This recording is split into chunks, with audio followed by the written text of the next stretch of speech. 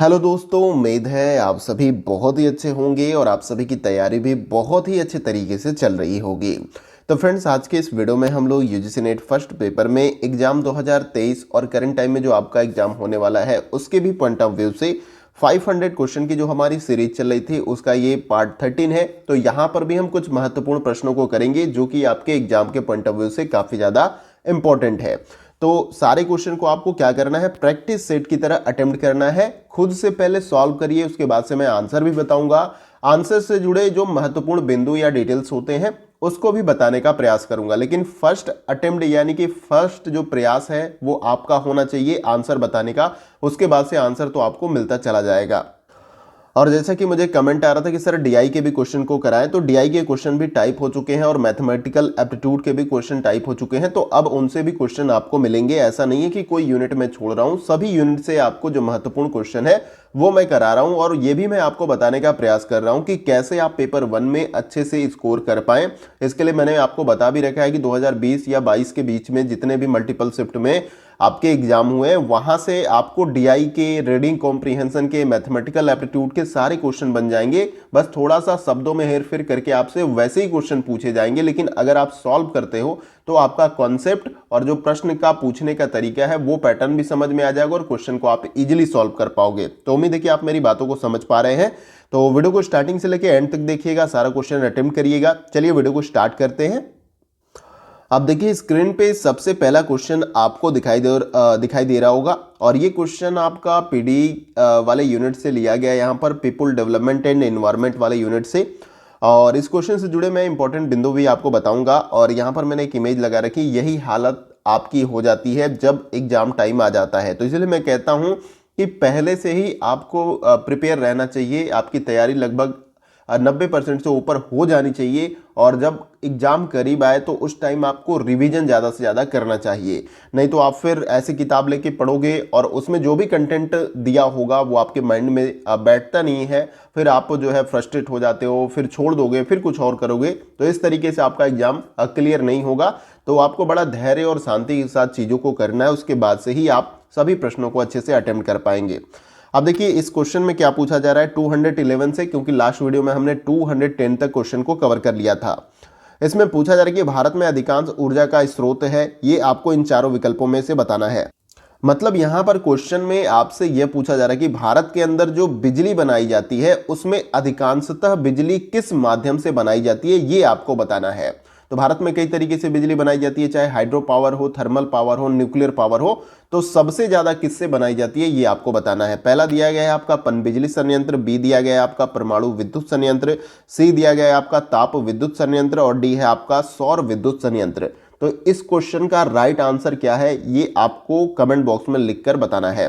देखिए यहां पर इस क्वेश्चन का जो हमारा राइट आंसर हो जाएगा वो है आपका ऑप्शन नंबर सी, यहां पर राइट आंसर हो जाएगा थर्मल पावर प्लांट, यानी कि ताप विद्युत संयंत्र के द्वारा जो है भारत में 79.1% जो है बिजली बनाई जाती है। ये आपको याद रखना है, किससे?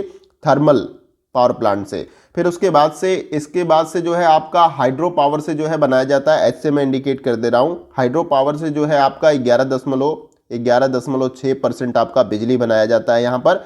और उसके बाद से एक न्यूक्लियर से पहले आपका जो रिन्यूएबल एनर्जी है उससे जो है आर से मैं इंडिकेट कर देता हूँ 5.6% जो है बिजली बनाई जाती है।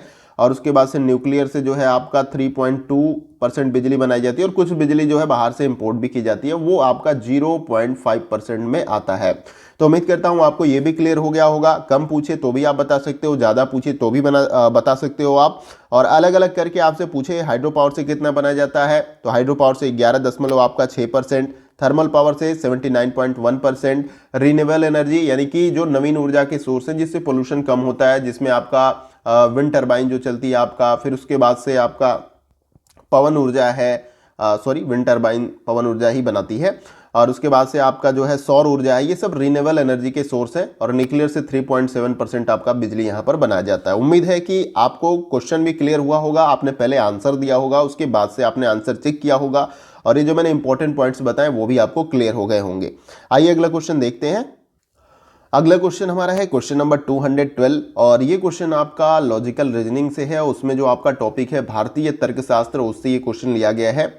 भारतीय दर्शन से संबंधित है। निम्नलिखित में से कौन सी भारतीय दर्शन पद्धति यह मानती है कि अनुमान से संबंधित सार्वभौम संबंध निर्धारित नहीं किए जा सकते, क्योंकि अनावलोकित मामलों में संदिग्धता की गुंजाइश हमेशा बनी रहती है। अब आपको यहाँ पर इन चारों विकल्पों में से बताना है कि कौन सी दर्शन पद्धति जो है ये मानती है। पहला है बौद्ध दर्शन पद्धति, न्यायिक है, मीमांसा है और लोकायत है। इन चारों में से आपको राइट आंसर अपना कमेंट बॉक्स में बताना है। काफी अच्छा क्वेश्चन यहाँ पर है। तो इस क्वेश्चन का जो हमारा राइट आंसर हो जाएगा वो है आपका ऑप्शन नंबर डी, लोकायत। ये भी एक प्रकार का दर्शन होता है, याद रखना है आपको। तो इसके बारे में कुछ महत्वपूर्ण बिंदु जो आपको याद रखने हैं या समझ लेने हैं। देखिए चारवाक, मतलब लिख देता हूं मैं यहाँ पर, चारवाक, इसी को जो है लोकायत बोला जाता है। यानी चारवाक दर्शन एक प्राचीन भारतीय भौतिकवादी नास्तिक दर्शन है। नास्तिक का मतलब वो आस्थाओं में या चमत्कार ऐसी चीजों में बिलीव नहीं करता है। तो याद रखना है कि चारवाक दर्शन एक प्राचीन, जिसको लोकायत बोला जाता है। तो दोनों को रिलेट करके आप समझ लीजिएगा।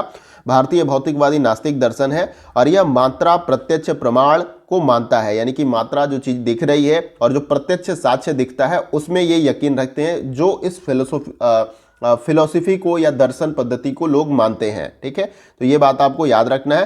तथा पारलौकिक सत्ताओं को यह सिद्धांत स्वीकार नहीं करता, यानी चमत्कार या ऐसी कुछ चीजें जो दिखती नहीं है, यानी प्रत्यक्ष प्रमाण को ये ज्यादातर मानते हैं। याद रखना है आपको। और यह दर्शन वेदवाह भी कहा जाता है। और वेदवाह में दर्शन जो है 6 होते हैं। एक तो आपका चारवाक होता है, माध्यमिक होता है, योगाचर होता है और सैद्धांतिक होता है, और वैभाषिक और आहर्त होता है। तो ये इसी के अंतर्गत आपके आते हैं। तो अगर चारवाक दे के भी अगर पूछ लिया जाए कि चारवाक दर्शन पद्धति में ये बातें कही जा रही हैं और इससे संबंधित है या नहीं, तो प्रत्यक्ष प्रमाण को मानते हैं ये लोग, पारलौकिक चीजों को एकदम नहीं मानते। तो ये बात आपको याद रखना है। तो ऑप्शन डी अगर आपने राइट आंसर बताया तो ये आपका राइट आंसर हो जाएगा। आइए अगला क्वेश्चन देखते हैं। अगला क्वेश्चन हमारा है क्वेश्चन नंबर 213 और ये क्वेश्चन आपका आईसीटी वाले यूनिट से यहाँ पर लिया गया है। देखिए पूछा क्या जा रहा है कि WW यानी कि वर्ल्ड वाइड वेब के संबंध में कौन सा कथन सही है। तो यहाँ पर कुछ स्टेटमेंट्स दिए गए हैं यहाँ पर वर्ल्ड वाइड वेब के संदर्भ में। इन चारों को आपको पढ़ना है और नीचे दिए गए इन 4 विकल्पों में से आपको आंसर देना है। यानी कि सारे तो सही नहीं होंगे, कुछ सही होंगे जिनको आपको फाइंड करना है। देन उसके बाद से आपको इन चारों विकल्पों में से देखना है कि कौन सा आपका ऑप्शन सही हो जाता है। देखिए यहाँ पर इस क्वेश्चन का जो हमारा राइट आंसर हो जाएगा वो एक तो आपका तीसरा यहाँ पर हो जाएगा राइट आंसर। यानी कि जो आपका वर्ल्ड वाइड वेब है इसका आविष्कार किसने किया था, तो टिम बर्नर्स ली ने जो है इसका आविष्कार किया था। ये आपको याद रखना है। ये किसी और फॉर्मेट में किसी और तरीके से क्वेश्चन बनाकर आपसे पूछ लिया जा सकता है आईसीटी वाले यूनिट से। और उसके बाद से आपका जो इसमें हो जाएगा सही वो है आपका मोज़ेक, पहला सबसे ज़्यादा प्रयुक्त किया जाने वाला वेब ब्राउजर है। यानी कि जैसे कि गूगल क्रोम है, आपका मोजिला फायरफॉक्स है, इंटरनेट एक्सप्लोरर है, तो ये सभी वेब ब्राउजर है। लेकिन पूछा क्या जा रहा है कि सबसे पहले ज़्यादा प्रयुक्त किए जाने वाला वेब ब्राउजर कौन सा है, तो मोज़ेक है। ये आपको याद रखना है। तो यहाँ पर हमारा राइट आंसर क्या हो जाएगा, तीसरा और चौथा आपका सही है। तो तीसरा चौथा आपका ऑप्शन नंबर बी में यहाँ पर दिया गया। तो ऑप्शन नंबर बी क्या हो जाएगा, हमारा राइट आंसर यहाँ पर हो जाएगा। तो उम्मीद करता हूँ कि आप सभी ने राइट आंसर कमेंट बॉक्स में बताया होगा। आइए अगला क्वेश्चन देखते हैं। अगला क्वेश्चन हमारा है क्वेश्चन नंबर 214 और ये भी क्वेश्चन आपका लॉजिकल रीजनिंग से संबंधित है आई थिंक। और देखिए यहाँ पर पूछा क्या जा रहा है कि सामाजिक मानदंडों के अनुरूप दक्षता का प्रदर्शन कर व्यक्तिगत सफलता से प्रकट केंद्रीय उत्प्रेरक लक्ष्य से मूलभूत मूल्यों को क्या कहते हैं, ये आपको इन चारों विकल्पों में से बताना है। काफ़ी अच्छा क्वेश्चन है। पहला ऑप्शन है आपका आत्मनिदेशी मूल्य, बी ऑप्शन आपका दिया गया है सुखवादी मूल्य, और सी दिया गया है यहाँ पर उपलब्धि मूल्य, और डी दिया गया है शक्ति मूल्य। चारों ऑप्शंस में से आपको अपना राइट आंसर बताना है। ये इमेज मैंने इसलिए लगा रखी है कि आपको समझ में आए कि एग्जाम जब क्लोज आता है तो कैसे प्रेशर बढ़ता जाता है एक छात्र पे, और वो बहुत सारी चीज़ों को उस तत्काल समय में यानी कम समय में चीज़ों को नहीं याद रख सकता। तो धीरे धीरे करके आपको जब समय मिलता है तो थोड़ा थोड़ा करके आप चीज़ों को पूरा तैयार करें। ऐसा नहीं कि एक ही बार में आप 100 पेज 500 पेज के नोट्स को आप पूरी तरीके से खत्म कर जाएं, ऐसा कुछ नहीं है। पूरा याद नहीं रह जाए, कुछ चीज़ें याद रहेंगी लेकिन उसके जो प्रेशर्स होते हैं उसको लोग फील नहीं करते हैं। ठीक है, तो यहाँ पर इस क्वेश्चन का जो हमारा राइट आंसर हो जाएगा वो है आपका ऑप्शन नंबर सी। क्या है हमारा राइट आंसर यहाँ पर हो जाएगा उपलब्धि मूल्य। तो याद रखना है आपको, सामाजिक मानदंडों के अनुरूप दक्षता का प्रदर्शन कर व्यक्तिगत सफलता से प्रकट केंद्रीय उत्प्रेरक लक्ष्य से मूलभूत मूल्य को उपलब्धि मूल्य कहा जाता है। याद रखना है, क्या कहा जाता है? मूलभूत मूल्य को उपलब्धि मूल्य भी कहा जाता है। और उपलब्धि मूल्य किसी दिए गए कार्य पर सफल होने के लिए व्यक्तियों के पास प्रोत्साहन या उद्देश्य होता है, ये आपको याद रखना है। तो यहां पर ऑप्शन सी क्या हो जाएगा? हमारा राइट आंसर हो जाएगा। अगर आपने ऑप्शन सी लगाया तो ये आपका राइट आंसर है। आइए अगला क्वेश्चन देखते हैं। अगला क्वेश्चन हमारा है क्वेश्चन नंबर 215 और ये क्वेश्चन आपका आईसीटी से संबंधित है। आपका ये भी इंफॉर्मेशन एंड कम्युनिकेशन टेक्नोलॉजी। देखिए इसमें पूछा क्या जा रहा है, वीडियो को पॉज करके आप सॉल्व करिए। कंप्यूटर वायरस के संबंध में निम्नलिखित में से कौन सा कथन सत्य है? तो कंप्यूटर वायरस के संबंध में यहां पर 4 विकल्प आपको दे दिए गए, लेकिन कोई एक विकल्प आपका सही होगा, उसका चुनाव करके आपको अपना राइट आंसर कमेंट बॉक्स में बताने का प्रयास करना है। तो काफी अच्छा क्वेश्चन, इस टाइप से क्वेश्चन आपको देखने को मिलता है। अब देखिए यहां पर आप सॉल्व करिए और इस क्वेश्चन का जो हमारा राइट आंसर हो जाएगा वो है आपका ऑप्शन नंबर सी, यहां पर राइट आंसर हो जाएगा। ये कंप्यूटर वायरस के संबंध में आपका स्टेटमेंट क्या हो जाएगा? सही हो जाएगा। यह एक कंप्यूटर प्रोग्राम होता है, जाहिर सी बात है इसको भी कोड किया जाता है। ऐसा नहीं कि वायरस अलग तरीके से, जैसे सॉफ्टवेयर को बनाया जाता है प्रोग्राम करके कोड करके, उसी प्रकार से कंप्यूटर वायरस को बनाया जाता है, लेकिन उसका उद्देश्य अलग टाइप से होता है। वो सिस्टम को हार्म पहुंचाने के लिए, कोई डेटा को डिलीट करने, इस तरीके से उसको डिजाइन किया जाता है। जो अपना प्रतिरूप बनाता है, यानी कि अपना ही कॉपी यानी प्रतिरूप बनाता है, जिससे यह कंप्यूटर या उसको प्रयोग करने वालों की जानकारी को बिना उसे प्रभावित किए जो है दूसरे व्यक्ति तक भेज देता है। मतलब अलग अलग तरीके से इसको डिजाइन किया जाता है और किसी के सिस्टम में डाल दिया जाता है। किसी माध्यम से जा सकता है, ऐसा नहीं कोई व्यक्ति बैठ के ही जो है आपके सिस्टम में वायरस डाल सकता है। आप इंटरनेट पे भी इतना सफरिंग करते रहते हो और कहीं से भी जो है आपके सिस्टम में वायरस आ सकता है।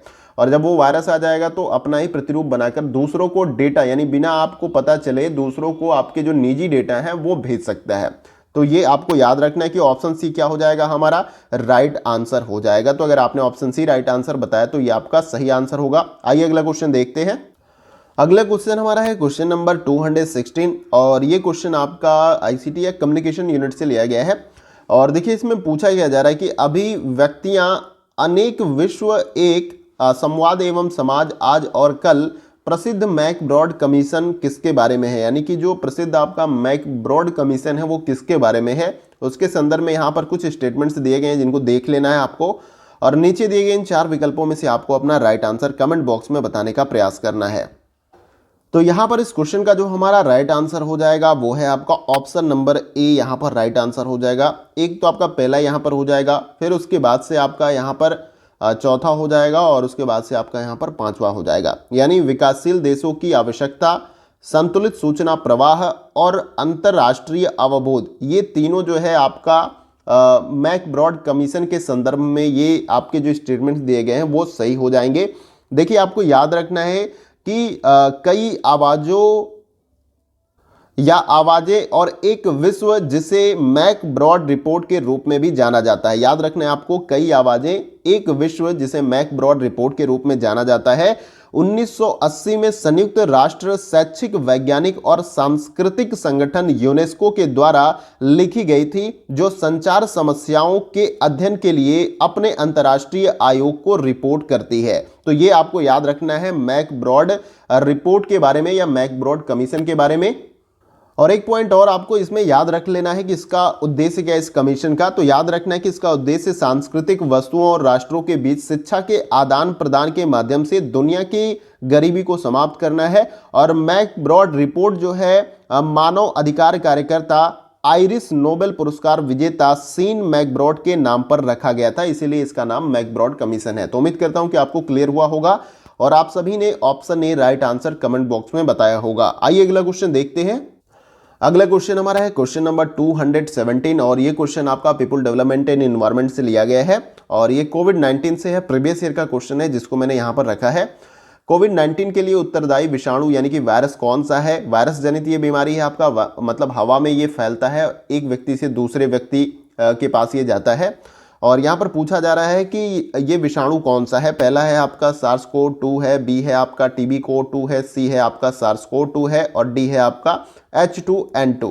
अब देखिए कोविड आपको पता है, लेकिन उसका नाम भी पर्टिकुलर वायरस का रखा गया, तो उसका नाम यहाँ पर आपसे पूछा जा रहा है कि कोविड-19 के लिए उत्तरदायी विषाणु कौन सा है। तो इस क्वेश्चन का जो हमारा राइट आंसर हो जाएगा वो है आपका ऑप्शन नंबर ए, यहाँ पर राइट आंसर हो जाएगा SARS-CoV-2 जो है कोविड-19 महामारी के लिए उत्तरदायी विषाणु है, ये आपको याद रखना है। और ये कोविड-19 की महामारी कहाँ से शुरुआत इसकी हुई थी, ये भी कभी पूछे तो आपको याद रखना है। तो बेसिकली ये चाइना से स्टार्ट हुई थी। चाइना का एक शहर है वुहान शहर, जो अपने विचित्र प्रकार के मीट मार्केट के लिए जाना जाता है। और 2019 में दिसंबर माह में जो है ये वायरस की शुरुआत वहाँ से हुई थी। और कमेंट बॉक्स में लिखकर आपको बताइए कि भारत में सबसे पहला जो केस कोविड-19 का कब देखा गया था। कमेंट बॉक्स में अपना आंसर जरूर लिखिएगा। कुछ सिम्टम है जिसको आप यहाँ पर याद रख सकते हैं या मतलब समझ सकते हैं लक्षण कोविड-19 के। तो इसमें बुखार, खांसी, थकान, सांस में तकलीफ, उल्टी, स्वाद की कमी, गंध महसूस ना हो पाना, ये कुछ सिम्टम हैं। अगर ये महसूस होता है तो आप एक बार जाके अस्पताल में या हेल्थ सेंटर जो भी वहाँ चेकअप करा सकते हैं। और ये सिम्टम अगर आपको देखते हैं या कोविड-19 हो जाता है तो आपको क्या करना चाहिए। तो फेस कवरिंग सबसे पहले, क्योंकि हवा में फैलता है, जब स्नीजिंग करेंगे, छींकेंगे तो ये हवा के माध्यम से दूसरे व्यक्ति तक जा सकता है। क्वारंटीन अपने आप को करना है, यानी दूसरे व्यक्ति से कम आपको मिलना है। सोशल डिस्टेंसिंग का पालन करना है। ये तो आपको पूरा 2-2.5 साल तक ये हम लोगों ने बहुत कुछ झेला है कोविड-19 में। और वेंटिलेशन है, हाथ धोना है बार बार, और वैक्सीनेशन आपको जरूर करवाना है। तो उम्मीद करता हूं कोविड-19 से जुड़ी ये महत्वपूर्ण जानकारी भी क्लियर हो गई। ये क्वेश्चन आपका इंपॉर्टेंट है क्योंकि ये क्वेश्चन आपका जून 2021 में शिफ्ट 2 में आपका पूछा गया था। जून 2021 में जो है ये शिफ्ट 1 में आपका, डेट तो मुझे क्लियर नहीं है, लेकिन ये प्रीवियस ईयर का आपका क्वेश्चन है, तो इसे आपको याद रखना है। आइए अगला क्वेश्चन देखते हैं। अगला क्वेश्चन हमारा क्वेश्चन नंबर 218 है, यानी 218 क्वेश्चन ये आपका है। और बोला क्या जा रहा है कि अगर संदेशानुसार एवं संतोषपूर्ण ढंग से कार्य का संपादन हुआ हो तो उसे कहते हैं, क्या कहते हैं, कम्युनिकेशन वाले यूनिट से संबंधित है। पहला है संवाद परिपथ बंद हो चुका है, बी है संवाद अभी शुरू हुआ है, सी है संवाद सफल है, डी है संवाद प्रक्रिया निर्बाध है। तो देखिए यहाँ पर इस क्वेश्चन का जो हमारा राइट आंसर हो जाएगा वो है आपका ऑप्शन नंबर ए। यहाँ पर राइट आंसर हो जाएगा आपका, क्या हो जाएगा, ऑप्शन नंबर ए, संवाद परिपथ बंद हो चुका है। अगर संदेशानुसार तथा संतोषपूर्ण ढंग से कार्य का संपादन हुआ हो तथा सारी सूचनाएं विश्वासपूर्वक स्वीकृत हो चुकी हो तो उसे संवाद परिपथ का बंद होना कहा जाएगा। इसलिए ऑप्शन ए हमारा राइट आंसर हो जाएगा। आइए अगला क्वेश्चन देखते हैं। अगला क्वेश्चन हमारा है क्वेश्चन नंबर 219 और ये क्वेश्चन आपका एलआर यानी कि लॉजिकल रीजनिंग से लिया गया है। यहाँ पर देखिए इसमें पूछा क्या जा रहा है कि दिन के समय सागरिका को गणित की पुस्तक पढ़ते हुए कभी भी नहीं देखा गया, तथापि वो 98% अंक प्राप्त हुए, अतः वह रात में गणित पढ़ती होगी। इस युक्ति में कौन सा अनुमान निहित है। ये क्वेश्चन को आपको अच्छे से समझ लेना, उसके बाद से आपको राइट आंसर कमेंट बॉक्स में यहाँ पर बताने का प्रयास करना है। तो इस क्वेश्चन का जो हमारा राइट आंसर हो जाएगा वो है आपका ऑप्शन नंबर डी। यहाँ पर राइट आंसर हो जाएगा अर्थपति, जिसको इंग्लिश में इम्प्लीकेशन कहा जाता है। तो याद रखना है कि दिन के समय सागरिका का गणित की पुस्तक पढ़ते हुए कभी नहीं देखा गया, मतलब दिन के समय वो पढ़ती ही नहीं है, लेकिन इसके बाद भी उसे 98% जो है अंक प्राप्त होते हैं और वह रात में पढ़ती थी। इस युक्ति में अर्थपति का मतलब आशय इम्प्लीकेशन होता है, यानी कि आशय अनुमान निहित है जो किसी ज्ञान को उसके परिणाम के अनुसार अनुप्रयोगिक करने के लिए उपयोग किया जाता है। याद रखना ये अर्थपति का मतलब इम्प्लीकेशन होता है और हिंदी में भी इसको आशय कहा जाता है, याद रखना है। तो कंफ्यूज नहीं होना आपको। राइट आंसर आपने उम्मीद है कि ऑप्शन डी कमेंट बॉक्स में बताया होगा। आइए अगला क्वेश्चन देखते हैं। अगला क्वेश्चन हमारा है क्वेश्चन नंबर 220 है और ये भी क्वेश्चन आपका लॉजिकल रीजनिंग से लिया गया है। यहाँ पर प्रीवियस ईयर का क्वेश्चन है, निम्नलिखित में से कौन सी विशेषताएं पर्यावरण की भौतिक पक्षों से अधिक उनके नकारात्मक सामाजिक पक्ष में संकेत हैं। उसके संदर्भ में यहाँ पर कुछ स्टेटमेंट्स दिए गए जिनको आपको पढ़ लेना और नीचे दिए गए इन 4 विकल्पों में से ऑप्शन ए, बी, सी और डी में से आपको अपना राइट आंसर बताना है। अब ये देखिए ब्रेन वाला मैंने इमेज यहाँ पर लगा रखा है कि अपने ब्रेन को जो है आपको मजबूत करना है, अपने माइंड को, ठीक है, प्रिपेयर रहना है पहले से एग्जाम से, कि ताकि आप सभी क्वेश्चन को अच्छे से अटेम्प्ट कर पाएं।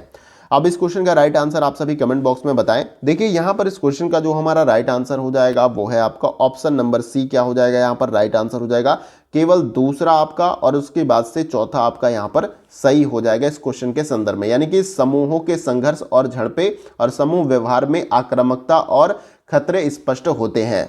अब देखिए क्वेश्चन में यही आपसे बोला गया था कि इन सभी विशेषताओं में से पर्यावरण के भौतिक पक्षों से अधिक उनके नकारात्मक सामाजिक पक्ष के संकेतक कौन से हैं। तो समूह के बीच में संघर्ष, यानी कि जंगल में या पर्यावरण बहुत दो समूह रह रहे हैं, उनके बीच में आपसी संघर्ष झड़प हमेशा होते रहते हैं, ये आपने देखा है, क्योंकि दोनों की विचारधाराएं, संस्कृति और तौर तरीके अलग होते हैं। और समूह व्यवहार में आक्रामकता और खतरे स्पष्ट आपको देखते हैं। तो ये स्पष्ट है, क्वेश्चन से पढ़ते ही आपको क्लियर हो जाएगा कि क्या है आपका। तो अगर आपने option C right answer comment box में बताया तो ये आपका सही आंसर हो जाएगा। और आज के इस वीडियो का सेशन यहीं पे आपका समाप्त होता है। और आज के इस वीडियो में हमने 10 क्वेश्चन इंपॉर्टेंट जो कि प्रीवियस ईयर के हैं उनको कवर किए। तो आप मुझे कमेंट बॉक्स में लिख कर जरूर बताइएगा इन 10 प्रश्नों में से आपके कितने क्वेश्चन राइट हुए हैं। और मैंने पिछले वीडियो में आपको बताया था कि बहुत सारी प्रॉब्लम है, उसके बाद भी मैं कोशिश कर रहा हूं कि आपको रेगुलर बेस पे वीडियो मिले। और मैंने यही सोचा कि बहुत ज़्यादा क्वेश्चन नहीं मिल पा रहा, लेकिन रेगुलर बेसिस पे आपको थोड़ा ही सही लेकिन डेली बेसिस पे मिलता रहेगा, तो ये काफ़ी ज़्यादा आप सभी के लिए हेल्पफुल होगा। हो सके तो मैं 2 बार छोटा छोटा वीडियो, यानी जैसे जैसे टाइप क्वेश्चन आपका होता जाएगा वैसे वैसे मैं क्वेश्चन आपको कराता चला जाऊंगा। बाकी ऐसा नहीं कि एक ही बार में मैं 50 क्वेश्चन टाइप भी कर देता हूं तो उसको डिटेल में सॉल्व कराऊंगा तो वीडियो काफ़ी ज़्यादा लंबा हो जाएगा। तो छोटा छोटा वीडियो भी अगर आप देखोगे तो 2 यूनिट के क्वेश्चन आपके कवर होते जाएंगे। 2 यूनिट का मतलब आपका 20 नंबर यहाँ पर हो जाता है, ये आपको याद रखना है। तो उम्मीद है कि सारा क्वेश्चन आपने अटेम्प्ट किया होगा। कोई क्वेश्चन को लेकर अगर आपका डाउट है तो आप कमेंट बॉक्स में निसंकोच मुझसे पूछ सकते हैं। और इसके साथ ही साथ किसी और टॉपिक पे अगर आपको वीडियो चाहिए, कोई और भी एग्जाम रिलेटेड आपकी क्वेरी है तो वो भी आप मुझसे कमेंट बॉक्स में पूछ सकते हैं। और वीडियो कहीं से भी अच्छा लगे तो हमारा उत्साह वर्धन करने के लिए जो है लाइक कर सकते हैं, इसे शेयर करिए ज़रूरतमंद दोस्तों के साथ ताकि उनको भी हेल्प मिल सके। चैनल पे अगर आप नए हैं तो चैनल को सब्सक्राइब करिए और उसके बगल में ये जो बेल आइकन का बटन होता है उसको आपको प्रेस कर लेना है न्यू वीडियो की नोटिफिकेशन को पाने के लिए। देखिए हम लोग ईमानदारी से काम करते हैं आप सभी के लिए, ऐसा नहीं कि बहुत ज़्यादा बेनिफिट मुझे हो रहा है। जो कुछ भी थोड़ा बहुत होता है वो आप पे, यानी कि जो भी मैं कोशिश करता हूँ कि रिसोर्सेज या संसाधन को बढ़ाया जाए ताकि प्रोडक्टिविटी और बढ़े और जिससे ज़्यादा से ज़्यादा आपको हेल्प मिल सके। तो आपका सपोर्ट ही इन सब में बहुत ही इंपॉर्टेंट रोल अदा करता है। तो इसीलिए मैं कहता हूँ लाइक करिए, शेयर करिए, इसके कोई पैसा नहीं लगता, लाइक करने से मोटिवेशन बना रहता है और शेयर करेंगे तो दूसरों को फायदा होगा, सब्सक्राइब करेंगे तो इस चैनल पे आने वाली जो भी इंपॉर्टेंट वीडियो होंगी उनके लाभ आपको मिलेंगे। बेल आइकन को प्रेस कर लेते हैं तो आप जो है पीछे नहीं रह पाएंगे, तुरंत आपको वीडियो की नोटिफिकेशन जाएगी, चाहे एग्जाम रिलेटेड अपडेट हो, जॉब रिलेटेड अपडेट हो, हायर एजुकेशन से रिलेटेड जो भी मैं अपडेट या जानकारी आपको देता हूं उनकी सूचना आपको पहले मिल जाएगी। तो उम्मीद है कि आपने जो है सब्सक्राइब और बेल आइकन को प्रेस कर लिया होगा। तो दोस्तों आज के इस वीडियो में बस इतना ही, फिर मिलते हैं अगले वीडियो में कुछ और इंपॉर्टेंट क्वेश्चन के साथ। तब तक के लिए जय हिंद, जय भारत।